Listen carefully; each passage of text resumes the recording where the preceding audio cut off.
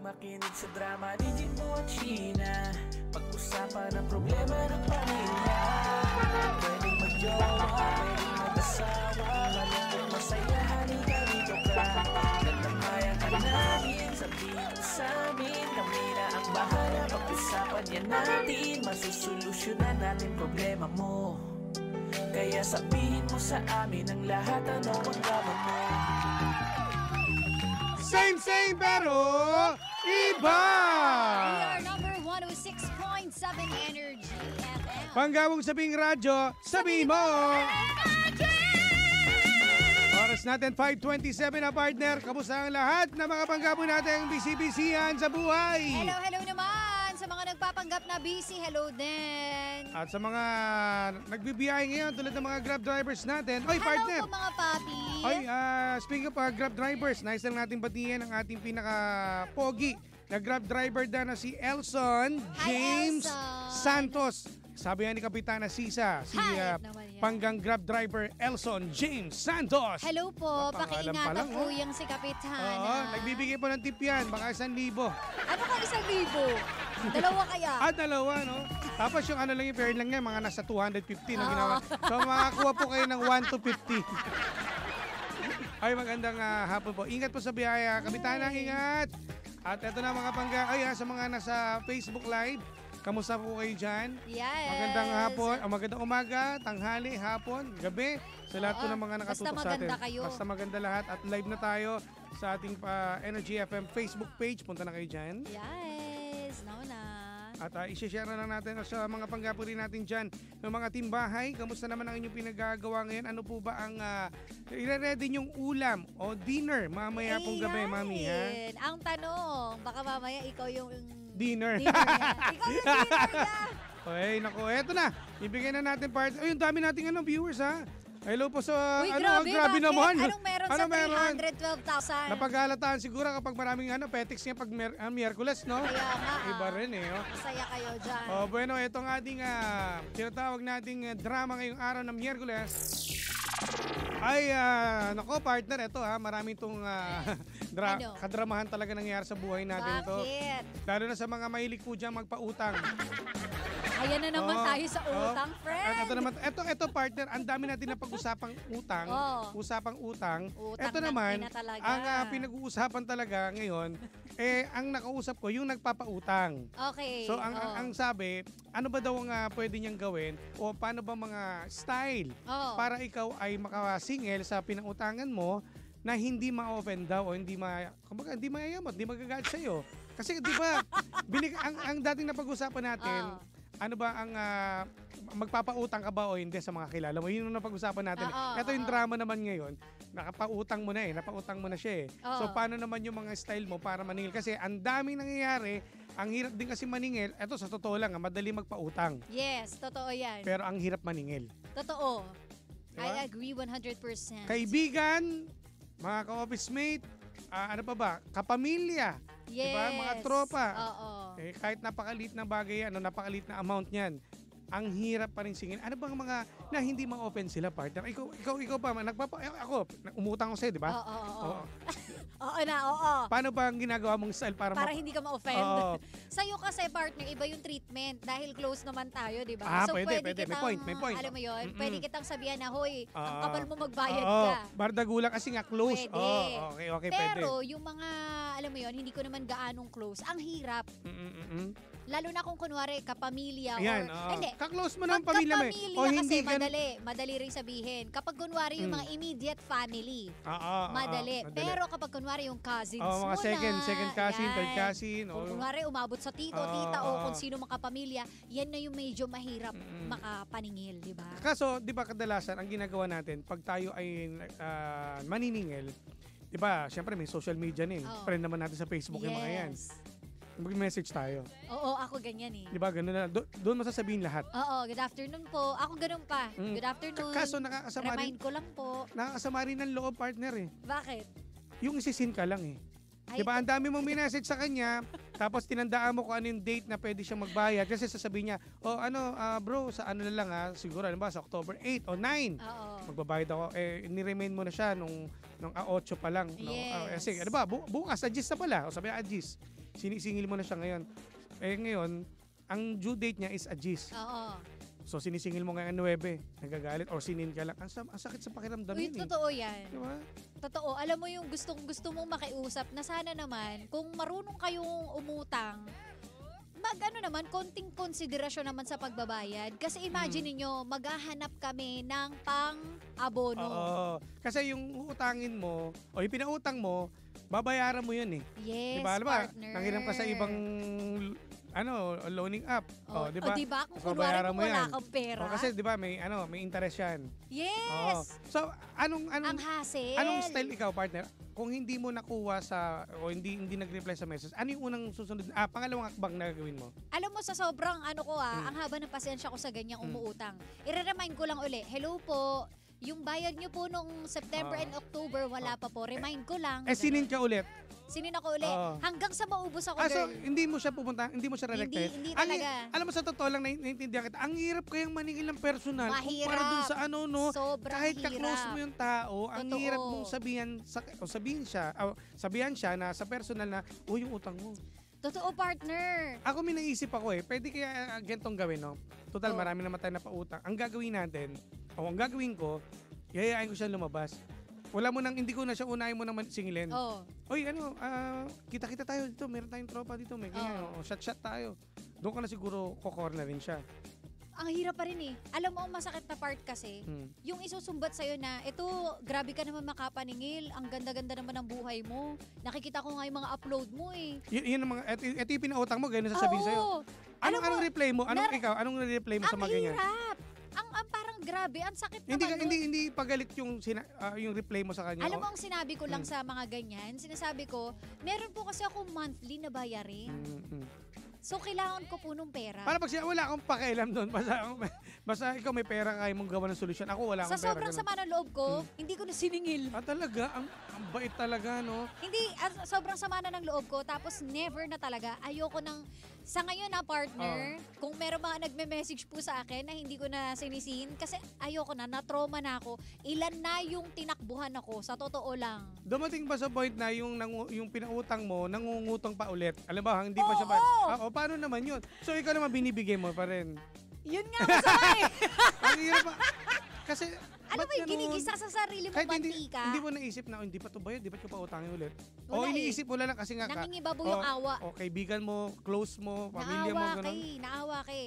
Imaginein mo may utang sa'yo, tapos sasabihin pa, baka meron ka pa dyan para mabayaran ko yung utang ko sa'yo. Yung parang ako, teka lang, ako na yung inutangan mo, ako pa yung problema sa pambayad mo sa akin, at ikaw pa yung uutang uli ng pambayad mo sa akin. Hindi mo kayang ang hirap, hindi mo kayang prangkahin kasi ako kung lalaki ang nanghiram sa akin, pwede kong sabihan yan. Pero pag babae, yun ang ko ganun ako Halimbawa, nagpautang ako, ang nanghiram sa akin lalaki, tropa ko. Madali ko siya singilin. Pare, ganyan. Pag babae, uy girl, may baka utang naman, ka, yung utang mo pa. Hindi ko masabi yung ganun Alam ang hirap mahirap kasi talaga, partner. Kaya ngayon, next year, nangangako na ako sa sarili ko kasi hindi na kaya ng pondo ko. Kasi partner, ganyan din sinabi mo. Ganyan din sinabi mo last year. Pero para ngayon, mas malalakihan ngayon, 10,000 na natin pinapahiram Iba na talaga ngayon. Wala, pang report na to talaga sa barangay, pang NBI na to. Well, kung usapang barangay o kung malakihan talagang dadaan tayo diyan. Hindi na talaga, hindi na uubra. Mo na talaga sa barangay kapag malakihan. Ayoko na i-report Talaga? Gusto ko na lang ng tahimik na buhay. Pero grabe yung pera na pinira mo. Pero hindi, next year talaga, magpo-post na ako sa Facebook na parang awa ninyo, wag na kayong mangutang kasi hindi ako marunong tumanggi. Mahirap naman kasi niya, may magme-message sa'yo. Wala na talaga, hindi na. May magme-message, meron pa rin magme-message sa'yo. Alam mo sabihin? Kaka-message ka lang kahapon Alam sabihin, Sheena, uy, sino kaaway mo? Kasi sasagot ka, kasi ito ka, tapos biglang, friend, baka naman meron ka dyan. Ang hirap. Isaseguin ka, manghihiram din pala. Alam mo, ang sakit sa puso, sa totoo lang. Sana, wag nyo tong gawin sa mga taong nasa paligid ninyo. Ito pa partner, yung tumakbong tenant namin. Diba? Kanya-kanyang konsensya naman po tayo.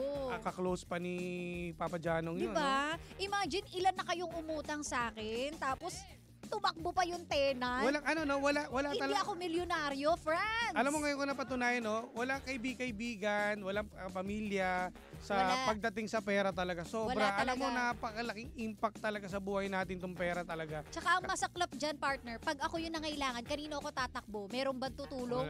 Wala. Tapos ano pinaka-the best siguro gawin natin nito, ano na lang partner o maging tayo kuripot na lang, wag na tayo magpahiram. Totoo. Simula Ganun na ngayon, lang. ayoko na.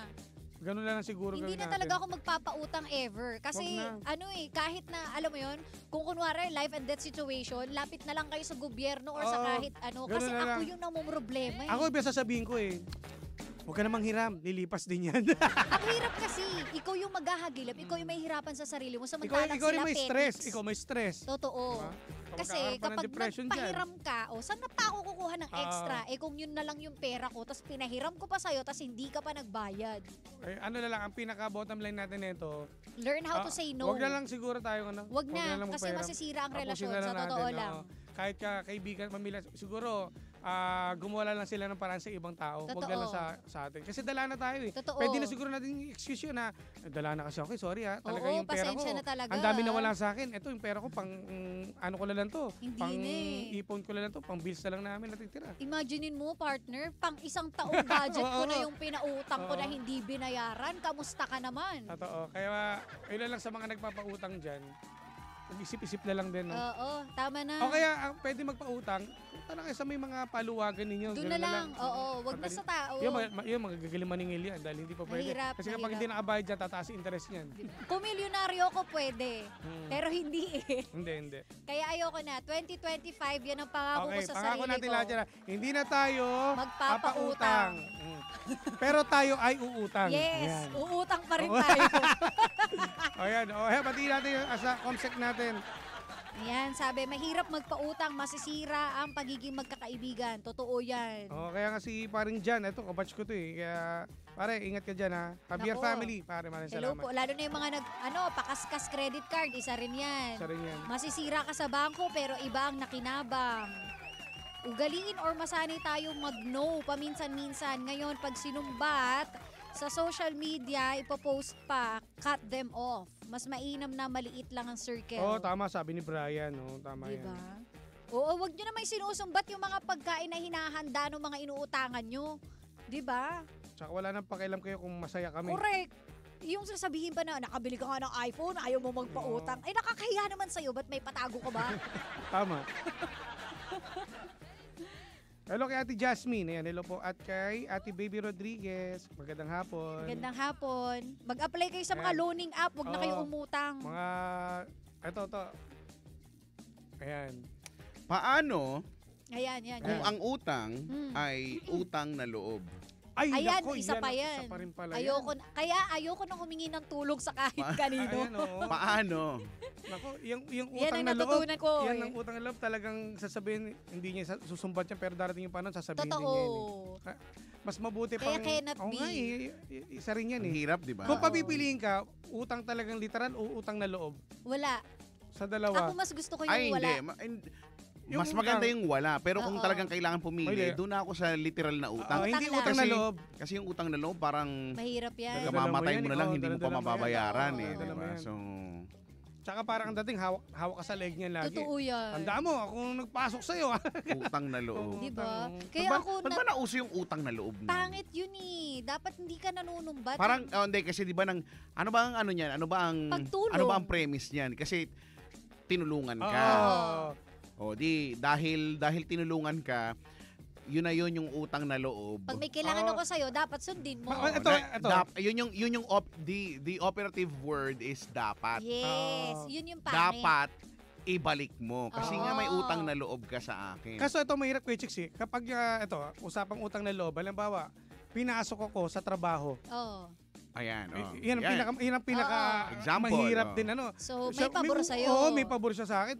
May utang na loob ako sa kanya. Tandaan mo lang, susumbat lagi yan eh. Pabor to the point na yung wala namang problema doon yung mga pabor-pabor. Oo. Basta, within your means, within Yes. the Yung allowed. moral, ano mo Yes. din. Paano na nga kung ang pabor nagko-cross na doon sa Ayun nga eh. sa morals mo, 'di ba? Sa Yes. doon sa rules, kahit sabihin natin sa rules ng kumpanya. Paano kung hindi dapat yung gusto niyang gawin mo bilang Yun nga kapalit eh. nung Yun yung Yun yung mahirap. mahirap, Utang na loob. yun na nangyayari. Yun yung mahirap, di ba? may utang na loob ka pa, 'di ba? Totoo. So paano na 'yun? Kaya ako, Kumbaga paano ko mababayaran yun? ano ka na lang, alam mo Hindi wala. yun, na mababayaran. Wala. marami ng mga tao ngayon na ginagalingan na lang yung sarili. Alam mo yung wala na. Kahit na meron pang shortcut sa'yo, wag na lang. Kasi ayoko magkaroon ng utang na loob. Maganda nga sana kung gano'n kasi 'di ba, yung ikaw lang sa sarili mo, Oo. you can do it. Oo, Pero wala na lang. Sarado na lahat. kailan minsan kasi may pagkakataon na kasi bilang tao, parang design tayo na kailangan natin ng tulong. Parang gano'n kasi, Oo, 'di ba? somehow, oo. Sa halos maraming pagkakataon, 'di ba? Totoo. May mga bagay na tsaka iba-iba yung mga tao, may mga strong, may mga Yes. Merong mga yung- weaklings. Oh, yung iba. Oo. oo. So, wala na. Naisingit, pampagulo lang kasi Oo. Pero mabigat ang yun. hirap, di ba? Kasi ang Mabigat hirap yun, ng utang na loob. oo. Sabi ko na kanina ako pa narinig yung utang-utang. Yung Ayan yung utang na loob. tinuturo ko lagi eh. Kahit kami pag ni Janong nag-uusap, mas maigi na wala tayong utang na loob na sa kahit kanino. Alam mo yun yung Okay. Ikaw yung mamatay gagawa na ng tayo. Totoo yan. Kaya may mga tao na hindi naman sa pagiging introvert nila. Yes. Di ba oo. gusto nilang Nagde-detach na lang. kesa sa humingi ako ng tulong, Correct. magsasuffer ako mag-isa. Oo. Gagawa akong paraan. Ganon. Oo, Mamatay na lang kaming dalawa. Basta hindi kami hihingi ng tulong. Kasi ayaw mo makaabala, ayaw mo rin gumawa ng bagay na Nakakahiya. ayaw mo. Diba? Unless ang aabalahin mo alam mong Kaibigan tropa talaga. mo talaga, Yes, di ba? totoo. Yung hindi ka para singilin ng Oo, utang na Yes. loob. hindi susumbat sa'yo. Yun, totoo. Tama. Diba? Tatanggapin. Nasubukan nyo na bang masumbatan? Oo naman. Ako parang last Masakit. Masakit. Ako sakit. Oo, Ang nakakasakit. sakit. Yung parang hindi mo in-expect na, halo, Oo, iba. kumbaga, tinandaan niya pala yung ginawa niya. Oo, ako. Ako nga, hindi ko na nga Madalas di ba yan. nakalimutan ko na ngayon? Grabe. Alam mo, Parang hala, utang na Pero- loob pala yun. pero ano no, ang sakit sa pakiramdam, yung hindi pala genuine. yung sinabi niyang binalik niya, tanda mo. Ako yung Oo. ang sakit sa ano, parang alam mo yung nakipag-break ka. Ay, totoo. Kasi akala ko taos puso yun na tinulungan mo Yes, ako yun yung na hindi mo masakit. na nakakalimutan, hindi mo susumbat sa akin na may utang na loob ako. Totoo. Sabi ni Kuya Toto, batiin niyo si Kuya Toto. Ay, Kuya Kuya Toto. Toto. Si Kuya Toto, may tinatanong siya, paano daw kapag utang daw ni Mudra? Oh. So, ang tawag doon ay Oh, pautang ng- ina. Oo. Pautang ng ina mo. Oo. Kasi, Hindi. siyempre, ina mo yun. Utang ng Masyado ina na mo, tsaka utang ng masyado tatay na mo. specific Hindi yung pwede. Oo. masyado na Oo, oo. specific yung may mo pa sa dulo. Parang- In general, kasi pag mo sa kanya lang Oo, yun. kay Toto lang. Oo, kay Kuya Oo. Toto lang. Pagka yung in general, pautang ina lang. Oo, kasi pag pautang walang ina. kasi, ang Kasi sakit sa lahat ng Oo. ina yon, di ba? Sa ina niyong lahat yun. Ang atakin ako sa puso. Hindi. Sa ina nila. Kasi nga yung mga, di ba, usually kasi may mga nagpapautang. Yes. Di ba? So, mga nanay naman sila. Oo. So, Oo. pautang ina. Oo. Tama. Yung in general. Pagka, Oo. kunyari, sa'yo, pautang ina mo. Oo. Kasi, Pautang sa'yo ina yun ko. eh. Oo. ala namang Oo. pautang ina mo, pero ina ko. Oo. Unless pautang ina niya. Hindi. Hindi, pag halimbawa, pautang Unless nila. pautang ina niya, Pautang ina nila. Pautang nila niya. Pautang ina mo nga. sige Toto kasi nagpapagulo eh. Aray, ang sakit. Parang mag-migraine ako. Totoo, di ba? Oo. Utang, madalas naman, yung mga nanay kasi, yung mga Totoo. ina yung namumroblema sa mga utang-utang na Oo. yan. Kasi nga, sila yung nagbabudget. Oo. Yes. In general, utang nilang lahat. Oo. utang- Oo. Utang ng ina nilang lahat. Oo. Hindi. Utang naman talaga ng ina nilang lahat. Kasi Oo nga, nga. di ba? Tama. Tama naman, Oo, tama di ba? Basta ang bottom line nito, utang. Utang ng ina. Yan. Oo. Tama. Tsaka ba't kaya no utang na loob? Ba't hindi utang na labas? Labas. pwede, Oo nga. pwede, Kasi, pagka kasi utang na loob, yun na nga, karugtong kasi niya na pwede kasing sumama yung loob. Gusto mo bang sumama yung labas? Hindi, ang hirap na pa pag sa labas. Para na manigno yan, para lumaki bigla. Ganun. Ikaw, di ba? Ayoko Sa loob na lang, loob na lang. Okay na yung Mas utang na magandang loob. Okay na pakinggan tayo sa loob. utang Oo, na utang na loob. loob. Okay na yun. Kaysa sa utang na labas. Wag na. Ewan ko sa'yo. Ang pangit naman sabihin, pare, sumama yung labas ko. Sumama yung labas. Sumama yung labas ko sa'yo eh. Sabi, titignan. kumulong Ano yun? Ano yung lumabas? Patingin nga. Ano yung tsura? Parang gusto ko makita yung lumabas, di ba? Kasi, Parang gusto ko makita. ewan ko dito kay Kuya Toto, ang daming Kuya Toto, sinasa. Ayan, hello po. Talaga. Shout out kay Kuya Toto. O sige na, maraming salamat kay Chick. Ito talaga si Kuya Chico. Ang Bye-bye. taba ng utak eh. Hindi lang yun yung mataba. Ayoko imagine na. Pati yung Pati yung Pipisngi. Ayan, Oo, yan. Okay, bye. Sige. Andito na naman yung mga kulto ni Kuya Chico. Okay. Teka lang, programa pa namin guys. Ang dami tuloy nagsasabing pautang ng ina. Aray ko. O ayan ha. Alam nyo na. Sige, ingat kayo. Paano naman po yung anak daw sa labas? So may anak din sa loob. Kayo talaga. O eto na. Tapusin na natin to para maka-comment na kayo kay Kuya Chico. Oo nga, kay Kuya Chico na kayo. Ulit nyo. Okay, maraming salamat kay Mike Yap, kay Majestic Marie, kay Ate Baby Rodriguez, kay James, at kay paring John Javier. Hello po, Luis. Hello, baby. And si Mike Yap. Hi. Jasmine, hello. Ate Jasmine, maraming salamat din Ikaw sa inyo. na. Happy Miyerkules sa lahat din ng mga panggapo natin. Yes! Bukas ulit tayo magkarinig mga panggapo. Correct! Kaya naman, tutok lang dahil susunod na The Monarch of Philippine Radio. Walang iba kundi si Kuya Chico! Panibagong drama na naman ang hindi natin nasolusyonan pero ating napag-usapan. Kaya masasabi ng Jim si dyan ay, anong drama mo? Tutok lang mga pangga at kami po exit na nakasama at nakapiling ninyo nag-iisang pabebot na si Sheena. At ang inyong Jimbolicious DJ ako po si Jimbo. Dito lang sa Same Pero, iba! We are number 106.7 Energy FM. Panggawang sabing radyo, sabi mo. When you're close to tears, remember someday.